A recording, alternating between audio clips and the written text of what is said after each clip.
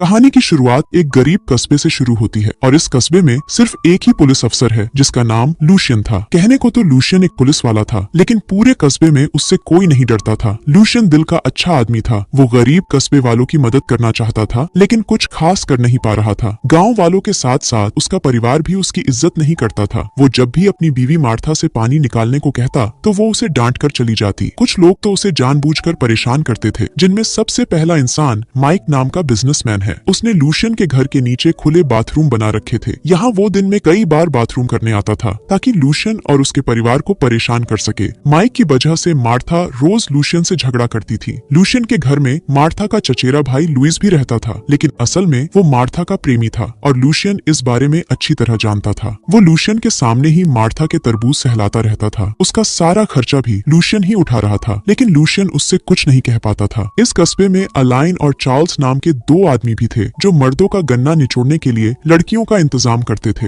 साले ये दोनों भी लूशियन का खूब मजाक उड़ाते थे। लूशियन में किसी का मुकाबला करने की जरा भी हिम्मत नहीं थी, इसलिए कस्बे के सभी लोग उसका मजाक बनाते रहते थे। पुलिस स्टेशन में फ्रेडी नाम का एक बूढ़ा आदमी लूशियन का सहायक था। इस पूरे इलाके में एक वही था जो लूशियन की थोड़ी बहुत इज्जत करता था। कस्बे में सोफी नाम की एक औरत थी जो लूशियन को बेहद अच्छी लगती थी। सोफी का पति उसे रोज मारता था, लेकिन डरपोक लूशियन ने कभी उसे रोकने की कोशिश नहीं की। प्यार की भूखी सोफी को भी लूशियन का साथ अच्छा लगता था। एक दिन लूशियन पेड़ के नीचे आराम कर रहा था और तभी उसे गोली चलने की आवाज सुनती है। अलाइन और चार्ल्स गैर कानूनी तरीके से नदी में शिकार कर रहे थे। लूशियन उन्हें रोकने की कोशिश करता है, लेकिन वो दोनों हरामखोर लूशियन को डरा धमकाकर उससे ही शिकार करवाने लगे। जाते जाते वो उसे नदी में धकेल जाते हैं। आज तो हद ही हो गई थी, इसलिए लूशियन अपने बड़े अफसर से बात करने शहर आ जाता है। जल्दी ही वो अपने बड़े अफसर मार्क के पास पहुंच गया। वो उसे सब बताता है कि कैसे कस्बे के दो आदमी मुझे और पूरे गांव को परेशान कर रहे हैं। उसकी सारी बातें सुनकर मार्क कहता है कि अगर कोई तुम्हें एक लात मारे तो बदले में तुम्हें उस साले हरामी को 2 लात मारनी चाहिए। इतना ही नहीं, वो उसे लात मारकर भी दिखाता है। असल में मार्क उसे ये समझाना चाहता था कि इस समस्या का हल तुम्हें खुद ही निकालना होगा, नहीं तो वो लोग तुम्हें जिंदगी भर परेशान करते रहेंगे। लेकिन शायद लूशियन कुछ और ही समझ रहा था। शहर से वापस आते समय उसकी मुलाकात एना नाम की लड़की से हुई जो उसी के कस्बे में जा रही थी। लूशियन के पूछने पर एना बताती है कि मैं एक टीचर हूँ और तुम्हारे कस्बे में मेरा ट्रांसफर हुआ है। इसी तरह बातें करते करते वो दोनों कस्बे में आ गए। एना को छोड़कर वो अलाइन और चार्ल्स से मिलने नदी किनारे पहुंच गया। मार्क की बातें याद करते हुए वो उन दोनों को अपनी गन दिखाकर धमकाने लगा। आज पहली बार उसने इतनी हिम्मत की थी। लूशियन के कहने पर वो दोनों उसे गजल सुनाने लगे और तभी वो उन दोनों को गोली मारकर मार देता है। उन्हें मारने के बाद लूशियन ने उनकी लाशें उसी नदी में फेंक दी जिसमें वो दोनों शिकार किया करते थे। लूशियन ने इस बारे में किसी को नहीं बताया था और एक रात मार्था उसे नींद से जगाती है क्योंकि शहर से मार्क लूशियन से मिलने उसके घर आया था। मार्क को अलाइन और चार्ल्स के कत्ल की खबर मिली थी और उसे लूशियन पर शक हो रहा था, लेकिन लूशियन कहता है कि मैंने ऐसा कुछ नहीं किया है। असल में मार्क को लग रहा था कि लूशियन ने उसकी बात मानकर कत्ल कर दिए होंगे, लेकिन लूशियन कहता है कि मैं जिन 2 आदमियों की बात कर रहा था वो तो कब के यहाँ से चले गए। रात को मार्क अपना पानी निकालने अलाइन और चार्ल्स की लड़कियों के पास आता है और यहाँ आकर वो इतना थक जाता है कि फ्रेडी को उसे ठेले पर लाद कर पुलिस स्टेशन लाना पड़ा। जब वो पूरी तरह होश में आया तब वो लूशियन को बताता है कि कल रात दारू के नशे में मैंने एक लड़की से कह दिया कि मैंने तुम्हारे मालिक को मारा है। जब उसे पता चला कि अलाइन और चार्ल्स बदमाश थे तो वो बेवकूफ सभी से कहने लगा कि उन दोनों को मैंने ही मारा है। कुछ दिनों बाद जब मार्क वापस जाने लगा तो लूशियन उसे एहसास करवाता है कि तुमने अलाइन और चार्ल्स का कत्ल अपने नाम लेकर बहुत बड़ी गलती कर दी है। कुछ देर बाद लूशियन बाजार में था। यहाँ सोफी का पति फिर से सोफी को पीट रहा था। लूशियन यहाँ तो कुछ नहीं करता, लेकिन थोड़ी देर बाद सोफी के पति को अकेला देखकर वो उसे भी मार देता है। अगले कई दिन सोफी अपने पति की तलाश करती रही। वो लूशियन से मदद मांगती है। पहले तो लूशियन उसे कुछ नहीं बताता, लेकिन फिर वो उसे बता ही देता है कि मैंने तुम्हारे पति को मार डाला। ये सुनकर सोफी बेहद खुश हो गई क्योंकि अब उसे किसी से मार नहीं पड़ने वाली थी। वो लूशियन का शुक्रिया करने के लिए पहले उसे रिझाती है और फिर उसका पानी निकालती है। इसके बाद इन दोनों का चक्कर शुरू हो गया। लोगों को बेवकूफ बनाने के लिए सोफी बेचारी होने की एक्टिंग करने लगी और लूशियन उसे हौसला देने का नाटक करने लगा। मार्था को सोफी पर इतना तरस आ गया कि वो उसे अपने ही घर में रख लेती है। अब एक तरफ मार्था लुइस के साथ, जबकि दूसरी तरफ लूशियन सोफी के साथ पानी निकालता रहता था। इस दौरान लूशियन एना के भी करीब आ रहा था। दोनों एक दूसरे के साथ काफी समय बिताने लगे थे। धीरे धीरे लूशियन में काफी हिम्मत आ गई थी और एक दिन उसने हरामखोर माइक को भी मजा चखाने का इंतजाम कर लिया। लूशियन की योजना के कारण माइक को सबके सामने बेइज्जत होना पड़ा, जिसके बाद माइक लूशियन के घर के पास बनाया बाथरूम समेट लेता है। कुछ देर बाद लूशियन की नजर लुइस लुइस पर पड़ती है, जो एक सीढ़ी लेकर एना के घर की तरफ जा रहा था। एना इस समय नहा रही थी और लुइस सीढ़ी लगाकर उसे देखने लगता है। जैसे ही इस बात का पता लूशियन को चला तो वो उसकी खूब धुलाई करता है और ये देख एना को लूशियन अच्छा लगने लगा। असल में वो लुइस की धुलाई तो काफी समय से करना चाहता था, लेकिन उसे मौका आज मिला था। एना उसका शुक्रिया करने के लिए उसे अपने घर बुलाती है। यहाँ लूशियन उसे बताता है कि मैं सोफी से प्यार करता हूँ, लेकिन उससे कहने से डरता हूँ। ये सुनकर एना उदास हो गई, क्योंकि वो भी लूशियन से प्यार करने लगी थी। लूशियन सोफी के साथ अकेले में कुछ वक्त बिताना चाहता था, इसलिए वो सोफी के साथ उसके घर में रहने लगा। एक रात जब ये दोनों जिस्मानी खेल खेल रहे थे तो दरवाजे पर आहट होती है। दरवाजे पर सोफी के पति की लाश थी, जिसे सोफी का नौकर लेकर आया था। वो जानता था कि ये काम लूशियन का है और अब वो ये बात सबको बताने वाला था। सोफी नौकर को मारने लगी, जबकि लूशियन किसी तरह उसे बातों में लगाकर जंगल में ले आता है और उसे भी मार देता है। उसे मारने के बाद लूशियन ने सोफी के पति और नौकर की लाश ठिकाने लगा दी। अगले दिन सोफी के घर के बाहर पुलिस की गाड़ी रुकती है, जो अपने साथ नौकर और सोफी के पति की लाश लेकर आई थी। इलाके का अकेला पुलिस अफसर होने के कारण जल्दी ही लूशियन को भी बुलाया गया। अब सोफी पुलिस को बताती है कि इन दोनों ने ही एक दूसरे को मारा होगा, क्योंकि मेरा पति हमारे नौकर को बहुत मारता पीटता था। पुलिस आसानी से इनकी बात पर यकीन कर लेती है और दोनों लाशें सोफी को सौंपकर वहां से चली जाती है। इसके बाद सोफी पूरे कस्बे के साथ मिलकर अपने पति की लाश को दफना देती है। थोड़ी देर बाद वो सभी लूशियन के घर में थे। यहाँ मौका मिलने पर सोफी लूशियन को गर्म करने लगी और तभी लुइस इन दोनों को देख लेता है। वो जल्दी जल्दी इस बारे में मार्था को बताता है, लेकिन मार्था ने उसे ही थप्पड़ जड़ दिया, क्योंकि एक विधवा के बारे में कोई इस तरह की बात करे ये मार्था को पसंद नहीं था। कुछ दिनों बाद अलाइन का भाई पेरोन इस कस्बे में आता है, जिसे देखकर लूशियन घबरा गया। लूशियन के पूछने पर वो बताता है कि मैं अपने भाई के कातिल को ढूंढने आया हूँ और मैं तुम्हारी ही तरह एक पुलिस वाला हूँ। वो इस काम में लूशियन से मदद मांगता है और लूशियन उसकी बात मान लेता है। लूशियन को पेरोन का साथ अच्छा लगा था, क्योंकि वो अलाइन से बिल्कुल अलग था। लूशियन उसे सब बता देता है कि अलाइन मुझे और कस्बे वालों को बेहद परेशान किया करता था, जिसे सुनकर पेरोन शर्म के मारे वापस चला जाता है। इतने कत्ल करने के बाद लूशियन परेशान रहने लगा था और एक दिन वो अपना मन हल्का करने के लिए एना को सब कुछ बता देता है। ऐसे ही एक दिन बातों बातों में उसे लुइस से पता चलता है कि मार्था ने घर में बहुत सारे पैसे छुपा रखे हैं और वो जल्दी ही लुइस के साथ भागने वाली है। लुइस मार्था से तो कुछ नहीं कहता, बस उसके छुपाए पैसे चुराकर सोफी को दे देता है ताकि वो खुद सोफी के साथ यहाँ से भाग सके। लेकिन मार्था को इस बारे में पता चल जाता है, इसलिए वो लुइस के साथ सोफी के घर आकर उससे पैसे वापस मांगती है। जब सोफी पैसे देने से मना कर देती है तो वो उसे पीटने लग जाती है, जिसके बाद सोफी ने दूसरे कमरे में आकर अपने पति की गन उठा ली और अपनी जान बचाने के लिए उन दोनों की जान ले ली। इसके बाद वो लूशियन के पास मदद मांगने आती है। काफी सोचकर लूशियन उससे कहता है कि तुम पैसे लेकर यहाँ से दूर चली जाओ। सोफी लूशियन को भी अपने साथ चलने को कहती है, लेकिन वो मना कर देता है। अब लूशियन के काफी समझाने पर सोफी यहाँ से चली गई। मार्था मर चुकी थी और सोफी यहाँ से दूर चली गई थी, जिस कारण लूशियन के पास अब सिर्फ एना ही बची थी। एना लूशियन के बारे में सब जानती थी। वो उसे बताती है कि मैं तुमसे बेहद प्यार करती हूँ और तुमसे शादी करना चाहती हूँ। लेकिन लूशियन सबसे दूर अकेले रहने का फैसला करता है और इसी के साथ इस कहानी का यही अंत हो जाता है।